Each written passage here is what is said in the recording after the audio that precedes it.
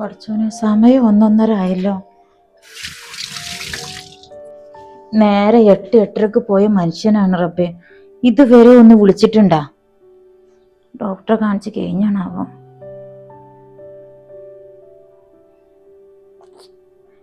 എന്തോ ഒരു കഷ്ടാണ് നോക്ക്. ഇങ്ങോട്ടൊന്ന് വിളിക്കൂല്ല, എന്നാ അങ്ങോട്ട് വിളിച്ചാ ഒന്ന് ഫോൺ എടുക്കുവോ? അതും ഇല്ല.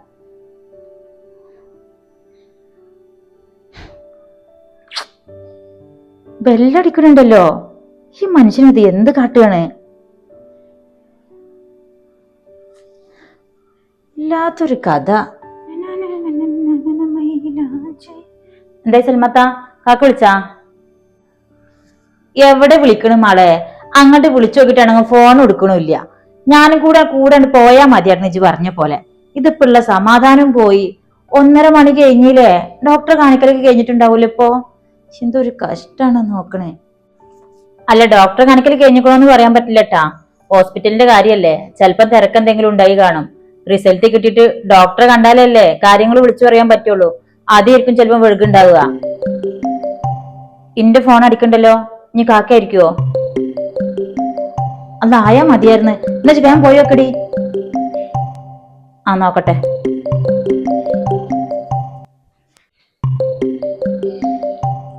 ആരിസ്കാണ്. ഹലോ, പറയാ അരിസ്ക. എന്താ ഇങ്ങള് പോന്നോ? ആരെ കുഞ്ഞോളെ? കാക്കണാ? അല്ല സൽമാത്ത, ആരിസ്കാണ്. തന്നെ? ഇന്ന പിന്നെ ഞാൻ ഒന്നും കൂടി വിളിച്ചു നോക്കട്ടെ. ജോർത്താനും പറഞ്ഞോ.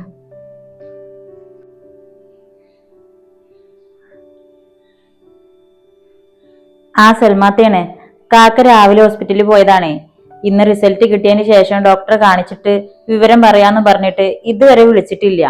സൽമാത്ത അതിന്റെ ടെൻഷനിലാണ്. അപ്പൊ എന്റെ ഫോൺ അടിച്ചപ്പോഴേ കാക്കറ്റ് ചെയ്യണോന്ന് വന്ന് ചോദിക്കുക പാവോ.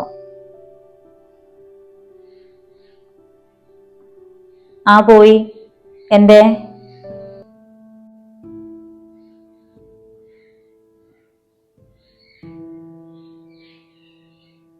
എന്താണ്?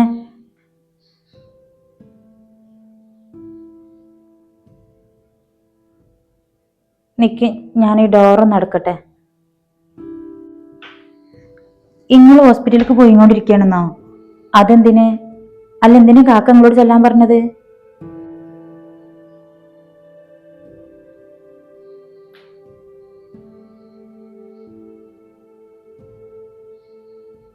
എന്താ റിസ്ക? കാക്കാക്ക് കുഴപ്പമൊന്നുമില്ലല്ലോ? റിസൾട്ട് കിട്ടിയോ? നിങ്ങൾ എന്താണെങ്കിലും ഒന്ന് പറയേ.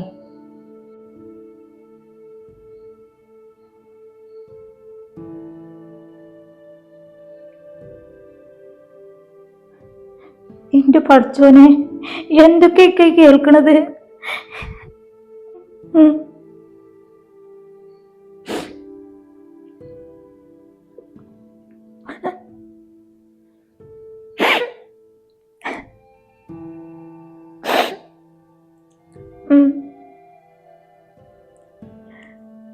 ഇല്ല, ഞാൻ ആരെയും അറിയിക്കൂല.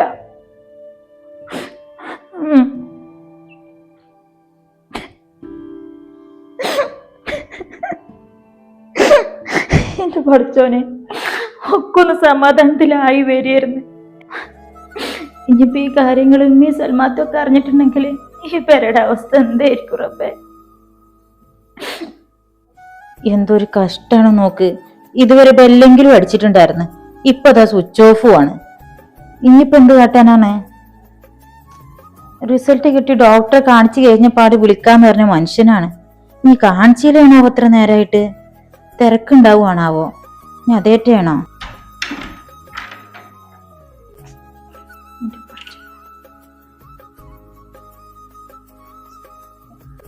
കാക്കാന്റെ വിളിയും കാത്തുക്കണ സൽമാത്താനോട് എന്ത് പറഞ്ഞിട്ടപ്പോ തൽക്കാലം ഒന്ന് പൊടിച്ചു നിൽക്കുക.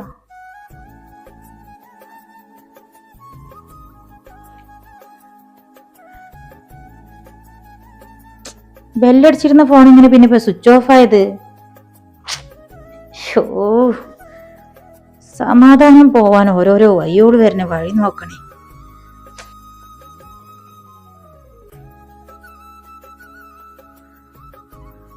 സൽമാത്ത, ഇതുവരെ ബെല്ലടിച്ചിരുന്നു മോളെ, ഇപ്പത്തെ ഫോൺ സ്വിച്ച് ഓഫ് ആണ്. ആ അത് പിന്നെ സൽമാത്ത, കാക്കാന്റെ ഫോണില് ചാർജ് കഴിഞ്ഞിക്കണ്. ആരെ പറഞ്ഞേ? ആരിസ്ക. ആരിസ്ക പറഞ്ഞതാ.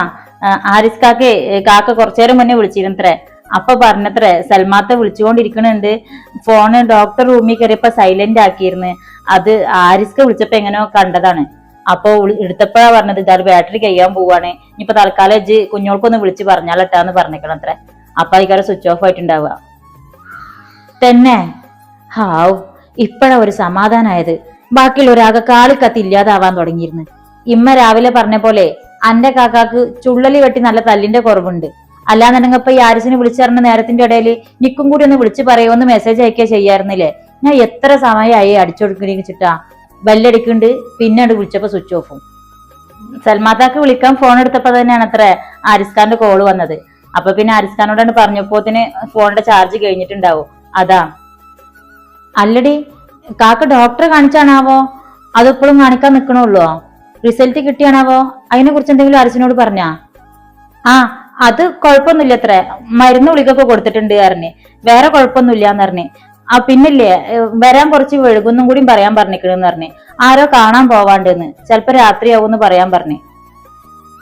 അതാരെ കാണാനാ? അങ്ങനെ ആരും കാണാൻ പോണ കാര്യമൊന്നും രാവിലെ പറഞ്ഞിട്ടില്ലല്ലോ. ആ ഇനിയിപ്പോ ചിലപ്പം പുതിയ ഓർഡർ എന്തെങ്കിലും വന്നിട്ടേ അതിന്റെ കാര്യം ആരെങ്കിലും കണ്ട് വർത്താനം പറയാനായിരിക്കും. എന്തായാലും ആരിസിനോട് വരാൻ വെക്കുന്ന് വിളിച്ച് പറഞ്ഞിക്കണില്ലേ, അതന്നെ വലിയ ഹയർ. മറ്റേത് ബാക്കിയുള്ളവർ ഈ ഫോൺ സ്വിച്ച് ഓഫ് ആയതട്ടെ കാളി കത്തി നിൽക്കേണ്ടി വരുമായിരുന്നു. ഇങ്ങനെ ഓരോന്ന് കാട്ടി കൂട്ടുമ്പോഴാ മനുഷ്യന്മാർക്ക് തലപ്രാന്ത് പിടിക്കാം. ഇതിപ്പോ നമ്മളൊക്കെ ആർക്കെങ്കിലാണ് കാക്ക എന്തെങ്കിലും അർജന്റീന വിളിച്ചിക്കണെച്ചാല് ഒന്ന് ഫോൺ എടുക്കാൻ 2 മിനിറ്റ് വൈകിയാൽ മതി, വായിലിരിക്കുന്നത് മൊത്തം കേൾക്കേണ്ടി വരും. ഇപ്പൊ മൂപ്പര് കാട്ടിക്കൂട്ടുന്നതിനൊന്നും ഒരു കുഴപ്പമില്ല. ഇങ്ങോട്ട് വരട്ടെ, ഞാൻ കൊടുക്കാം. ഇമ്മ പറഞ്ഞ പോലെ ചുള്ളല് വെട്ടിട്ട് അരക്കുന്നാക്കിപ്പെട്ട് പേറണം, എന്നാലേ ഇപ്പൊ ഇതൊക്കെ മാറുള്ളൂ. ഞാൻ പറഞ്ഞതാണ് ഡോക്ടറെ കണ്ട പാടുക്ക് വിളിക്കണമെന്ന്.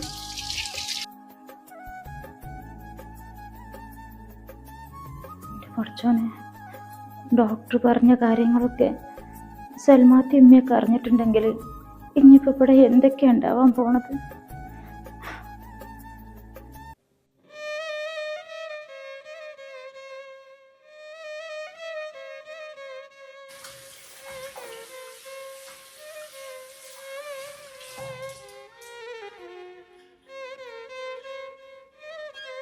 മോൾക്ക് ചോറും കൂട്ടാനൊന്നും ഇഷ്ടായില്ലേ? ആകെ ഇത്തിരി പോലെയല്ലേ തിന്നുള്ളൂ. അതാ ചോറും കറികളൊക്കെ നന്നായിട്ടുണ്ടായിരുന്നു അമ്മ. എന്റെ അമ്മ ഉണ്ടാക്കുന്ന അതേപോലെ തന്നെ ഉണ്ട്. ആ പിന്നെ എന്തത്ര കുറച്ച് തിന്നത്? ഈ പ്രായത്തിലുണ്ടല്ലോ പെൺകുട്ടികളെ വയറ് നിറച്ച് നല്ലോണം തിന്നണം. എനിക്ക് തീരെ വിശപ്പുണ്ടായിരുന്നില്ല അമ്മ, ഒന്നും വേണ്ടെന്നാ വിചാരിച്ചത്. പിന്നെ ഇമ്മാക്ക് സങ്കടമായാലോ എന്ന് വിചാരിച്ചിട്ടാ ഞാൻ കുറച്ച് കഴിക്കാന്ന് വിചാരിച്ചിരുന്നത്. അതെന്താ വലിയ വല്ലതും തോന്നുന്നുണ്ടാ? എന്തേലും ഉണ്ടെങ്കിൽ പറയണട്ടാ. വെയ്യായി ഒന്നുമില്ല അമ്മ, എനിക്ക് വിശപ്പുണ്ടായിരുന്നില്ല, അതാ. ഹായ്, എന്റെ ഉമ്മാക്ക് എന്തൊരു കെയറിങ് ആണ്. ഇവിടെ ഞാനൊരാള് ഉണ്ടോന്നോ ഇല്ലേന്ന് പോലും നോക്കലില്ല. ഇച്ചൊന്ന് പോടി. ഈ കുട്ടീനെ നമ്മളോട് ആദ്യമായിട്ട് വന്നതല്ലേ, അപ്പൊ നമ്മളെ നില കാര്യങ്ങളൊക്കെ നോക്കണ്ട് ഇല്ലേ മോളെ? ആ ഇമ്മ വല്ലാതെ അങ്ങോട്ട് സ്നേഹം കൊടുക്കണ്ടട്ടോ അവൾക്ക്. അവൾക്ക് സ്നേഹം കിട്ടിയതിന്റെ കുഴപ്പമാണിത്. ഇന്നൊരു ദിവസേ അവളപ്പാനും ഇമ്മാനും കാണാത്തതിന്റെ ടെൻഷനാണ് അവൾക്ക്.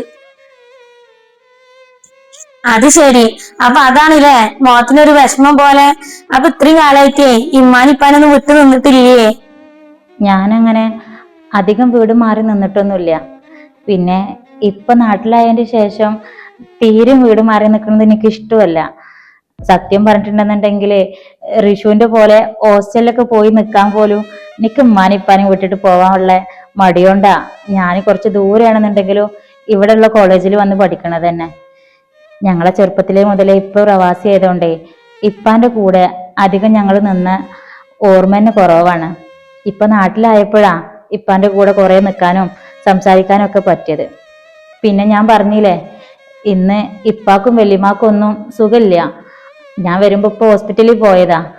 അപ്പോ ഇപ്പാനെ മാറി നിന്നപ്പോഴേ എന്തോ ഒരു മിസ്സിങ് പോലെ. സത്യം പറഞ്ഞാലേ ഓലെ എല്ലാരും ഉള്ള വീടാ എനിക്ക് സ്വർഗം. അവിടുന്ന് മാറി നിൽക്കുമ്പോഴാ ശരിക്ക് ഓലൊക്കെ എന്തോലും മിസ് ചെയ്യണമെന്ന് മനസ്സിലാവണത്. അത് ഒരു ദിവസമാണെങ്കിലും ഒരു രാത്രിയാണെങ്കിലും എത്രയോ ആവണ പോലൊരു തോന്നല്. ആ, അങ്ങനെ തന്നെയാണ് നല്ല പെൺകുട്ടികള്.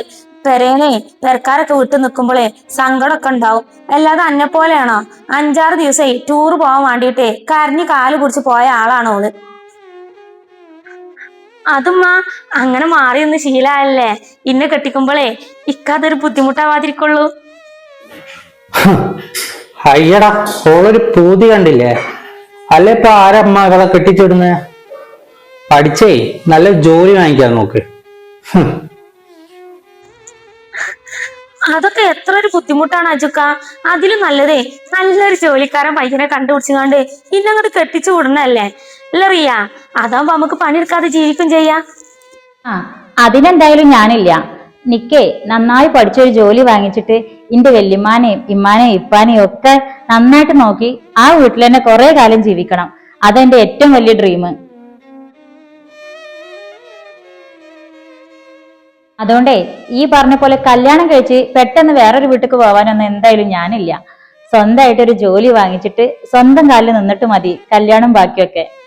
മാഷാ അള്ളാ, അങ്ങനെയാണ് പെൺകുട്ടികള്. കേട്ട് പഠിക്കടി, മടിച്ചിക്കോതെ. ഇന്നെ ചീത്ത കേൾപ്പിച്ചപ്പോളേ മോൾക്ക് സന്തോഷായല്ല? കയ്യിലിരിപ്പോണ്ടല്ലേ, അനുഭവിച്ചോ. ഇനിയിപ്പോ നാളെ തൊട്ടുണ്ടല്ല ഇമ്മാന്റെ സ്ഥിരം ഡയലോഗിന്റെ കൂടെ ഈ ഒരു ഡയലോഗും കൂടി ആവും. എന്താണെന്നറിയോ? ആ റിയനെ കണ്ട് പഠിക്കേന്ന്. പാവാടി. ഈ ഇരിക്ക്, ഞാനേ ഇപ്പൊ വരാം. റിയ, ഈ മരം കയറി പെണ്ണിന്റെ കൂടെ കൂടിയിട്ടേ പഠിപ്പൊന്നും കുഴപ്പമുണ്ടട്ടാ. തന്റെ സ്വപ്നം പോലെ നല്ലൊരു ജോലിയൊക്കെ വാങ്ങിയിട്ട് എല്ലാവരെയും നോക്കണ്ടേ? ഏയ്, പഠിപ്പിൽ ഒഴിപ്പിട്ടുള്ള ഒരു പരിപാടി ഇല്ല ചിക്ക. ഇന്റെ ഉപ്പേ ഒരുപാട് കഷ്ടപ്പെട്ടിട്ടാ ഞങ്ങളെല്ലാരും വളർത്തിയതും ഇപ്പൊ പഠിപ്പിക്കണതും ഒക്കെ. അപ്പൊ പിന്നെ ആ ഉപ്പാക്കും ഉമ്മാക്കൊക്കെ വേണ്ടിട്ട് നിക്കും എന്തെങ്കിലുമൊക്കെ ചെയ്തു കൊടുക്കണ്ടേ? തീർച്ചയായും ചെയ്യണം. അല്ലെങ്കിൽ നമ്മളൊക്കെ മക്കളെ വന്നിട്ട് എന്താടോ കാര്യം?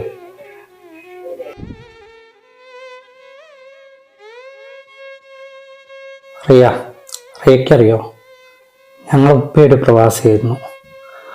അമ്മയായിട്ട് പഠിക്കുമ്പോൾ ഉപ്പ മരണപ്പെട്ട് അറ്റാക്കായിരുന്നു.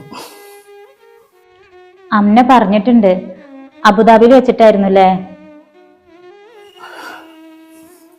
ഉപ്പാന്റെ ഖബറടക്കുന്ന സമയത്ത് അപ്പോഴാണ് ഞങ്ങൾക്ക് മനസ്സിലായത് വീട് ഉൾപ്പെടെ ഒരുപാട് കടങ്ങളെ ചുറ്റി ഞങ്ങളെ തനിച്ചാക്കിയിട്ടാ ഉപ്പ പോയതെന്ന്.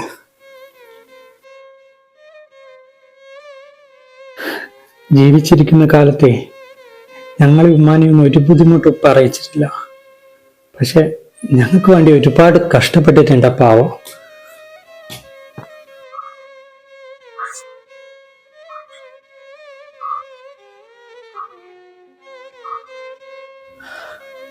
അമ്മനെ എന്നെയും കെട്ടിപ്പിടിച്ചേ എൻ്റെ ഉമ്മ അന്നൊരു കരച്ചിൽ കരഞ്ഞിട്ടുണ്ട്. അന്ന് ഉപ്പാക്ക് പകരം അവരെ ചേർത്ത് പിടിച്ച് അവർക്ക് വേണ്ടി ജീവിക്കുന്ന ഒരാളാ ഞാൻ. അമ്മ പറഞ്ഞിട്ടുണ്ട്, അജുക്ക 10ാം ക്ലാസ് കഴിഞ്ഞ പാടന്നെ പറ്റുന്ന ജോലിക്കൊക്കെ പോയിട്ടാണ് ഉമ്മാനെയും അമ്മനെയൊക്കെ നോക്കിയിട്ടുള്ളതെന്നൊക്കെ. അതുകൊണ്ട് 2 വർഷം കഴിഞ്ഞിട്ടാ എന്റെ പഠിപ്പൊക്കെ തുടരാൻ പറ്റി. ഇപ്പം കോളേജ് കഴിഞ്ഞാല് പറ്റുന്ന പണിക്കൊക്കെ പോവും. റിയ പറഞ്ഞ പോലെ തന്നെ എൻ്റെ ഏറ്റവും വലിയ ആഗ്രഹം പഠിച്ച് നല്ലൊരു ജോലി നേടിയിട്ട് ഈ വാടക വീട്ടിൽ നിന്ന് എൻ്റെ അമ്മാനെ സ്വന്തം വീട്ടിലേക്ക് കൊണ്ടുപോയി നന്നായിട്ട് നോക്കണമെന്ന്.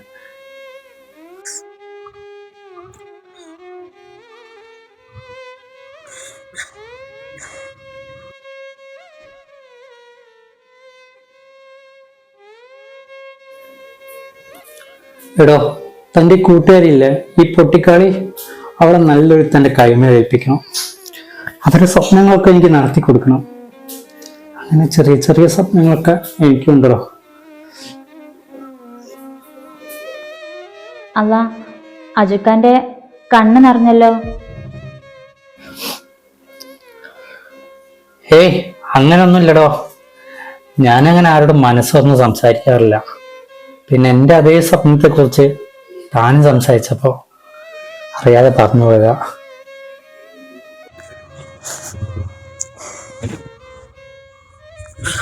ഒക്കെ ശരിയാവും അജുക്ക. ഒന്നില്ലെങ്കിൽ ഒരു വർഷം കൂടി കഴിഞ്ഞാൽ അജുക്കാക്കും നല്ല നല്ല ജോലിക്കൊക്കെ ട്രൈ ചെയ്യാലോ. പിന്നെ അജുക്കാനെ പോലത്തെ ഒരു മോനെ ഒരു ബ്രദറിനൊക്കെ കിട്ടിയതേ ഇവിടുത്തെ ഉമ്മാന്റെ അമ്മേന്റെ ഒക്കെ ഭാഗ്യട്ടാ. ആഹാ, അപ്പൊ തന്നെ പോലത്തെ ഒരു മോളെ കിട്ടിയ തന്റെ വീട്ടുകാരോ? അതിന് ഞാൻ എന്റെ സ്വപ്നത്തെ കുറിച്ചിട്ട് ഇതുവരെ എന്റെ വീട്ടുകാരോട് ആരോടും പറഞ്ഞിട്ടില്ലല്ലോ. ആഹാ, എന്നാ വേഗം പറഞ്ഞോ. അമ്മ പറഞ്ഞ പോലെ ഇനി നല്ല കല്യാണക്കാര്യങ്ങൾ വന്നാല് വീട്ടുകാര് ഇയാളെ പിടിച്ച് പെട്ടിച്ചാലോ? ഏയ്, അതെന്തായാലും ഉണ്ടാവൂല. കാരണം എന്റെ ഉപ്പാക്കെ എന്റെ സന്തോഷാണ് ഏറ്റവും വലുത്. ആ, എന്നാ ഓക്കെ. ആ കുട്ടി പറഞ്ഞത് ശരി തന്നെയാണ്. എന്റെ മകനെ പോലത്തെ ഒരു മകന്റെ അമ്മായി ജനിക്കാന് എന്തൊരു വലിയ പുണ്യം ചെയ്തിട്ടുണ്ടായ കാലത്ത്.